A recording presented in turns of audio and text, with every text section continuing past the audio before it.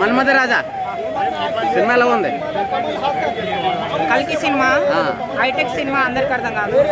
Software company software చూడాలి. ఈ బుజ్జిని చూసి ఇంకొక బజ్జిని తయారు చేయాలనేది నేను పేరు బుజ్జి కదా, డిఫరెంట్ ఉండాలి భయ్య. నీ పేరేం పేరు? శ్రీనివాస్. నా పేరు కూడా శ్రీనివాస్ కాదు, మల్టీస్టార్ మన్మథరాజ్.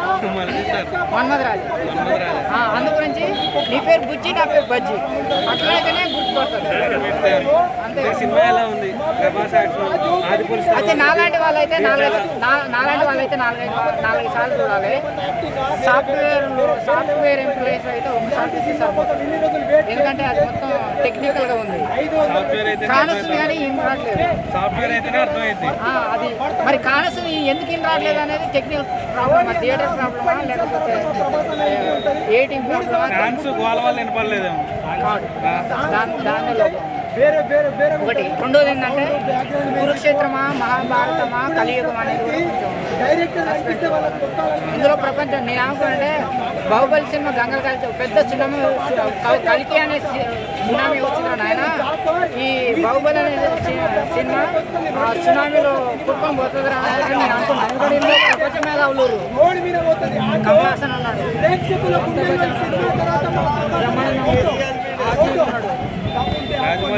విజయ్ దేవరకొండ ఉన్నాడు, రాజమౌళి ఉన్నాడు, ఇంతమంది ఉన్నారు.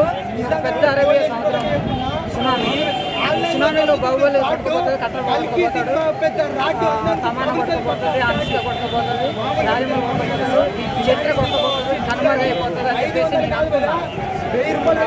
ఒక గుడి ఒకటి సముద్రంలో మునిగిపోయింది చూసారా? ఇప్పటికి కూడా అప్పుడప్పుడు ఎప్పుడు అమాస పుణ్యానికి కొంచెం గొట్టి తెలుస్తుంది. అట్లా మునిగిపోతున్నా ఈ కల్కి అనే సినిమా కింద బాహుబలి అనుకున్నా. కానీ అరేబియా సముద్రం ఇట్లా వచ్చేసి పోతుంది కదా, కాళ్ళు తడిపేసిపోయింది సినిమా. నేనేమంటున్నా, నేను ఒక బాహుబలిని.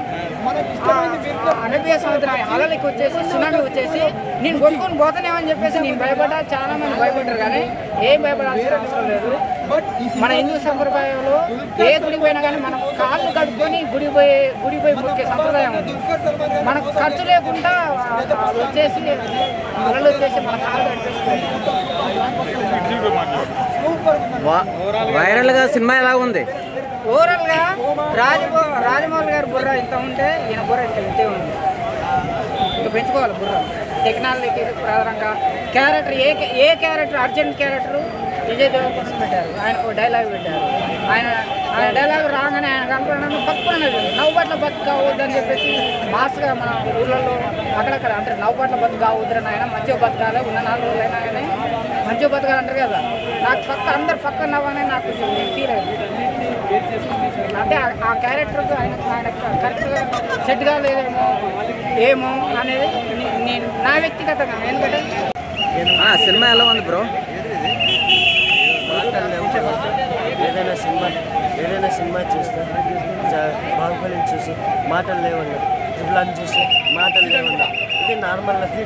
మనం ఇది కూడా చూస్తే నార్మల్ మాటలు లేవా అనే ఎక్స్పెక్టేషన్లో వచ్చాను. కానీ ఆకాశం ఇప్పుడు ఒక హైట్లో ఉంటే ఇండియన్ సినిమాని ఆకాశాన్ని రీతిలో ఎవరు అందుకోలేనంత ఆకాశం మీద ఇండియన్ సినిమా ఫ్లాగ్ని జయకేతనం ఎగరవేశాడు నాగశ్విన్. అసలు brilliant, what a brilliant idea. ఈ ఐడియాతోనే హాలీవుడ్ డైరెక్టర్లు ఫీజులు పగిలిపోతాయి, మైండ్ అనేది ఎక్స్ప్లోర్ అయిపోతుంది. ఎందుకంటే చాలా మంచి మనం హాలీవుడ్ సినిమాల కోసం ఐమాక్స్లో చూద్దాము, అవతార్ని ఐమాక్స్లో చూద్దాము, అవెంజర్స్ని ఐమాక్స్లో చూద్దాము, స్పైడర్ మ్యాన్, గ్లాడియేటర్, టెర్మినేటర్ ఐమాక్స్లో చూస్తే ఆ స్టన్నింగ్ ఎక్స్పీరియన్స్ వేరు అని మనం ప్రతి 20 రోజులు వెయిట్ చేస్తున్నాం కానీ ఐమాక్స్లో చూసేవాళ్ళం. ఇప్పుడు but for a small change ఇప్పుడు ఇండియన్ సినిమాని ఐమాక్స్లోనే కాదు ప్రపంచ ప్రేక్షకులు ఇండియన్ సినిమాని ప్రపంచంలో చూడాలనుకుంటున్నారు. ఏంటంటే మన లాస్ట్ స్క్రీన్ ఇప్పుడు ఏంటంటే మన రీసెంట్గా రిలీజ్ అయిన హాలీవుడ్ మూవీ కూడా ఈ కల్కి సినిమాకి ప్రీమియర్ షోలు $3 మిలియన్ చూసి భయపడిందంటే మన వాడి రికార్డులు ఏ స్థాయిలో ఉండబోతుందో అర్థం చేసుకోవచ్చు. వైరల్గా మూవీ ఎలా ఉంది బ్రో? మూవీ సింగిల్ వర్డ్లో చెప్పాలంటే this is the masterpiece iconic movie. చరిత్ర చెప్పుకునే ప్రపంచ చరిత్రలో ఇండియన్ సినిమా అంటే కల్కి సినిమా అని కొట్టి మీసం తిప్పే ప్రతి ఒక్క ప్రేక్షకుడు ప్రపంచ దేశాల్లో చెప్పుకునే విధంగా నాగ్ అశ్విన్ మనల్ని అన్న ఇప్పుడే నేను ఎర్లీ మార్నింగ్ 5:40 AM ప్రభాస్ గారిది కల్కి సినిమా చూసి వస్తున్నా. ఏంటంటే ఈ సినిమా చూసినప్పుడు ఏంటంటే మామూలుగా నేను ట్రైలర్ చూసినప్పుడు స్టోరీ నాకేం అర్థం కాలేదు. కానీ సినిమా చూసిన తర్వాత నాకు అర్థమైంది ఏంటంటే ఇటు మహాభారతాన్ని ఇటు సాఫ్ట్వేర్ డెవలప్మెంట్ టెక్నాలజీ సిస్టమ్ని రెండింటిని బేస్ చేసుకొని తీశారు. ఏంటంటే నిజంగా ఇంత మంచి సినిమా ఏంటంటే మంచి బ్లాక్ బాస్టర్ సక్సెస్ అయినందుకు గాను ఏంటంటే ప్రభాస్ గారి అభిమానులకి డైరెక్టర్ అశ్విన్ గారికి హార్ట్లీ కంగ్రాచులేషన్స్ అన్న ముందుగా చెప్తున్నా. ఏంటంటే సినిమా చూసినంతసేపు ఏంటంటే ఎక్కడ కూడా డిసప్పాయింట్ అనిపించలేదు భయ్య. స్టార్టింగ్ నుంచి ఎండింగ్ వరకు ఐమాక్స్ బుజ్జి కూడా వచ్చింది కదా. ఏంటంటే నాకు ఈ మూవీలో మెయిన్ హైలైట్ ఏంటంటే ప్రభాస్ గారితో పాటు ఉండేటటువంటి బుజ్జి గారు ఏంటంటే మామూలుగా కొన్ని సన్నివేశాలలో ఆమెకు ఏదైనా ప్రాబ్లం వస్తే అతనికి గైడెన్స్ ఇవ్వడము గైడ్గా ఉండడము, మామూలుగా కొన్ని విషయాలలో అబద్ధం చెప్తే ఈ వారం ఇది చెప్పాడు, నెక్స్ట్ వారం ఇంకో స్టోరీ చెప్తాడని చెప్పేటటువంటి కొన్ని కామెడీ ఎలివేషన్ సీన్స్ కూడా చాలా బాగా అనిపించినాయి. అండ్ మూవీలో ఫస్ట్ హాఫ్ పరంగా చూసుకుంటే రామ్ గోపాల్ వర్మ గారి ఎంట్రీ అండ్ బ్రహ్మానందం గారి ఎంట్రీ వచ్చినప్పుడు అటువంటి కామెడీ సీన్స్లో కూడా చాలా బాగా అనిపించింది నాకు. ఈ మూవీలో మామూలుగా ఎవరైనా సరే ఆడియన్స్ అన్నీ ఉండాలి అని చెప్పి ఎక్స్పెక్ట్ చేసి వస్తారు. కానీ ఈ మూవీలో ఏంటంటే కామెడీ ఉంది, ఎమోషన్ ఉంది, సస్పెన్స్ ఉంది, థ్రిల్లర్ ఉంది, మహాభారతాన్ని బేస్ చేసుకునేటటువంటి స్టోరీ ఉంది, అన్నీ ఉన్నాయి భయ్య. మూవీ ఎక్కడ కూడా డిసప్పాయింట్ అయ్యే విధంగా లేదు. అటు బ్యాక్గ్రౌండ్ స్కోర్ మ్యూజిక్ పరంగా చూసుకున్నా, ఇటు సాంగ్స్ పరంగా చూసుకున్నా, స్టోరీ పరంగా చూసుకున్నా, అమితాబ్ బచ్చన్ గారు యాక్టింగ్ పరంగా చూసుకున్నా అంతా బాగానే ఉంది. కానీ నాకు మూవీలో ఒక్కటి మైనస్ బాధ ఏమనిపించింది అంటే దుల్కర్ సల్మాన్ గారికి అన్యాయం జరిగిందా ఏంది అని చెప్పేసి అదొక్కటి బాధ అనిపించింది. అండ్ ఇంటర్వెల్ సీన్ ఏంటంటే కొంచెం స్లోగా నడిచినా కానీ ఏంటంటే ఇంటర్వెల్ సీన్ కూడా చాలా ఇంట్రెస్టింగ్ ట్విస్ట్తో నడుచుకుంటూ వెళ్ళిపోయింది సెకండ్ హాఫ్లో ఏం జరుగుతుందా అని చెప్పేసి. అండ్ సెకండ్ హాఫ్లో ఏంటంటే మామూలుగా రాజమౌళి గారి ఎంట్రీ ఉంటుంది భయ్య. రాజమౌళి గారి ఎంట్రీ, ప్రభాస్ గారి ఎంట్రీ ఏంటంటే రాజమౌళి గారికి ప్రభాస్ గారు జలకిచ్చి వెళ్ళిపోయేటటువంటి సీన్ కూడా నిజంగా చాలా పడిపడి నవ్వుకున్నాము. నిజంగా మూవీ అయితే అంత చాలా అంటే చాలా బాగుంది. నిజంగా ఇలాంటి మామూలుగా రాజమౌళి గారు ఏంటంటే ఇక్కడ ఈ లోకంలోనే ఉండాలి, ఇదే స్టోరీలను బేస్ చేసుకొని తీస్తారు. కానీ అశ్విన్ దూత్ గారు ఏంటంటే ఓవరాల్ గా మూవీ చూసుకుంటే ఏంటంటే మూవీ కాన్సెప్ట్ ఏంటంటే మనిషి అనేవాడు ఏంటంటే ఒకటే కాదు, ఒకటే ప్రపంచం, ఒకటే లోకం కాదు, వేరే ప్రపంచాన్ని కూడా చూడాలి, వేరే లోకాన్ని కూడా చూడాలి, వేరే లోకంలోకి వెళ్తే ఎలా వెళ్తాము, ఏ రకంగా ఎంజాయ్ చేస్తామని చెప్పేసి ఫస్ట్ హాఫ్ లో చాలా బాగా స్మూత్ గా నడుచుకుంటూ వెళ్ళిపోయింది.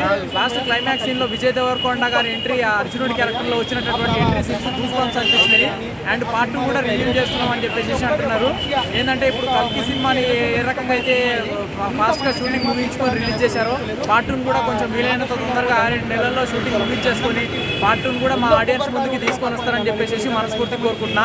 మూవీ ఓవరాల్ స్టోరీ ఏంటంటే ఒక హీరోయిన్ చుట్టూ తిరుగుతూ ఉంటుంది భయ ఆ స్టోరీని నేను రివీల్ చేయదలుచుకోలేను.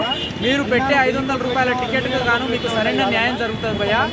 థియేటర్కి వచ్చిన ఆడియన్స్ ఎవరు కూడా డిసప్పాయింట్ అవ్వడానికి కానీ ఏంటంటే నర్వస్ అవ్వడానికి ఛాన్స్ లేదు. ప్రతి ఒక్కరు థియేటర్కి రండి, వచ్చి చూడండి.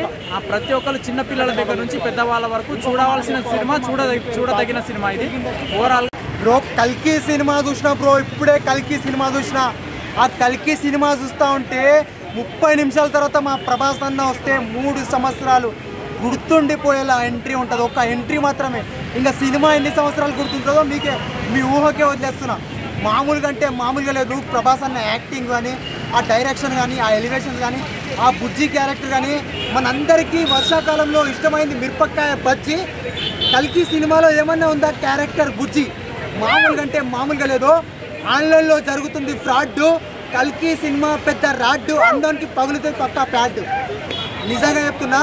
ఇంకో రోడ్ మీద పోతుంది ఆటో, ప్రేక్షకుల గుండెల్లో ఉంటుంది ప్రభాస్ అన్న ఫోటో. సూపర్ సూపర్ సూపర్ ఉందన్న సినిమా.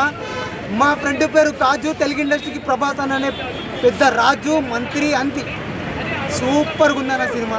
ప్రతి ఒక్కరు చూసి ఎంజాయ్ చేసే విధంగా ఉందన్న సినిమా. ఓవరాల్గా రేటింగ్ ఎంత? రేటింగ్ 5కి 4.5 ఇస్తా. ఆ 0.5 ఎందుకు ఇస్తలేనంటే ఆ సౌండ్ పరంగా కొంచెం నాకు నచ్చలేదు. మ్యూజిక్ హై అయ్యి సౌండ్ కొంచెం తక్కువైంది అనిపించింది. సూపర్గా ఉందన్న. బ్లాక్ బస్టర్ సినిమా, ప్రతి ఒక్కరు చూడాల్సిన సినిమా. Thank you.